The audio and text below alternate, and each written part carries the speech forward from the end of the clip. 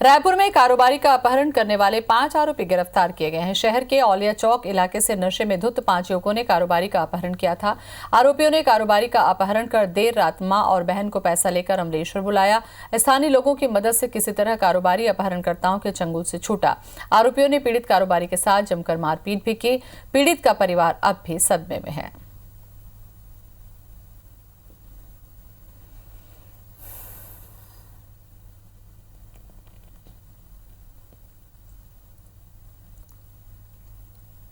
को गाड़ी के अंदर पे तलवार और चाकू की नोक में अंदर पे बैठा दिया और शहर के प्रमुख चौराहों से लेते हुए सीधा वहां अमलेश्वर तक के ले गए जयस्तंभ होते हुए। के बाद धार हथियार बहुत सारे थे। इन्होंने मेरे को बोला कि घर से 50,000 रुपये मंगा, अगर 50,000 रुपये नहीं मंगाएगा तो हम तेरे को नदी में यहाँ काट के फेंक देंगे। बोला 50,000 लेके आ जाओ। मैं बोली इतनी रात को तुम क्या बात करते हो? तो ये बोला मेरी जान खतरे में है। तो मैं एकदम से घबरा गई। हम रास्ता भी नहीं जानते हैं। पुल के ऊपर से उनके 2 आदमी हम लोग को रास्ता बता रहे थे कि इधर से इधर आओ, इधर से इधर आओ, खड़े थे वहाँ पे। हम लोग को पुलिस का प्रोटेक्शन मिलना चाहिए कि अब वो दुश्मनी अगर मान ले तो फिर क्या होगा। अभी तो कुछ भी नहीं था, तब ऐसी हाल लड़के का कर दिए हैं। रायपुर में पुलिस की लगातार कार्रवाई के बाद भी अपराधियों के मंसूबे कमजोर नहीं पड़ रहे हैं। आरोपियों में कानून का डर कम होने के कारण वो अपराध करने से नहीं चूक रहे, तो कुछ मामलों में ढीली कार्रवाई होने से आरोपियों को शह मिल रही है।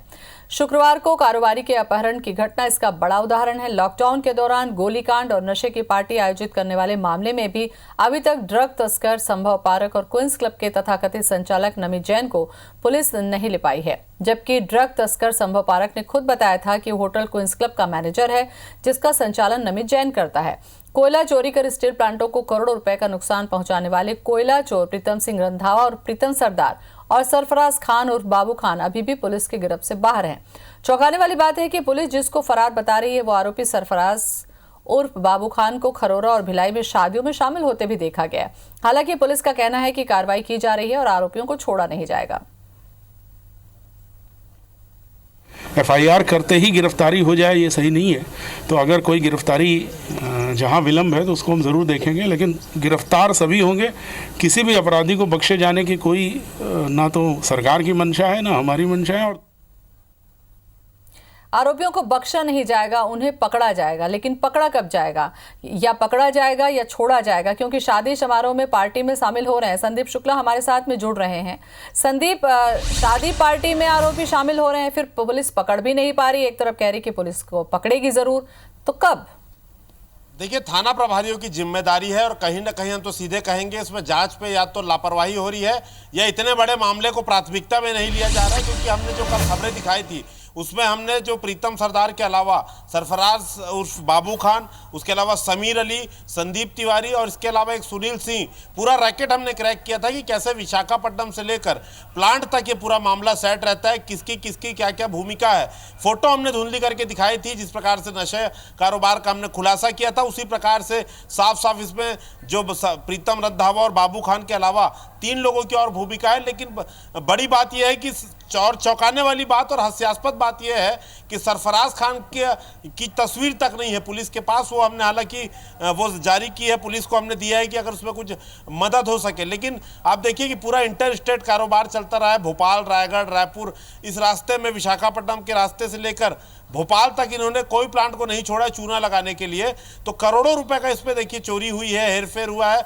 लेकिन बात है कि इनको पकड़ा कब जाएगा। ये जो आप हम बार बार कह रहे हैं कि सरदार बाबू खान, ये 4 दिन खरोरा में रहा, एक दिन ये परसों भिलाई में एक शादी थी, उस शादी में जाके ये अटेंड हुआ है, सीसीटीवी कैमरों में कैद हुआ है। उसके बावजूद अगर उसकी तलाश नहीं की जा रही है, नहीं कर पा रहे हैं, तो बहुत बड़ी बात है।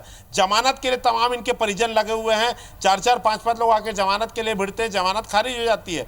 तो कहीं ना कहीं ये सारे अपने परिवार के संपर्क में हैं। प्रीतम सिंह रंधावा की और बाबू खान की हमने प्रॉपर्टी का डिस्क्लोज किया था कि प्रीतम रंधावा के घर में रेनोवेशन का काम चल रहा है। नगद घर उसने 35 लाख का बिरगांव में बालाजी ग्रीन सिटी में खरीदा है, बिरगांव चौक पे खरीदा है, जिसमें रंग रंगन और दूसरा काम हो रहा है, तो किससे उसने घर खरीदा, कौन वहां काम कर रहा है, पैसे का लेन देन हो रहा है, तो सीधी सी बात है संपर्क भी होगा। तो कहीं ना कहीं अभी तक ये कार्रवाई हो क्यों नहीं रही है, इस पे बड़ा सवाल खड़ा होता है। एक बात और देखिए कि आप जैसे जो लॉकडाउन में जो गोली कांड हुआ था, नशे की पार्टी हुई थी क्वीज क्लब में, जिसपे नशे का तस्कर जो कोकीन बेचने वाला आरोपी है संभव पारक, उसने कहा था कि हमारा होटल का मैं इस मैनेजर हूं, नमित जैन का मैनेजर हूं, नमित जैन इस होटल का संचालन करता है। उस मामले में नमित जैन ने आज तक जो है जमानत नहीं ली है, ना पुलिस उसको आज तक बुला के पूछताछ कर पाई है। बस ये कहा जा रहा है कि पूरा मामला इन्वेस्टिगेशन का है। तो बहुत बड़ा सवाल खड़ा होता है कि रसूख अगर इन्वेस्टिगेशन ही संदीप इतना लंबा होगा और आरोपी पकड़ नहीं जाएंगे तो इस तरीके की अपहरण की घटनाएं सरेआम होने लगेंगी, फिर चलता रहेगा इन्वेस्टिगेशन।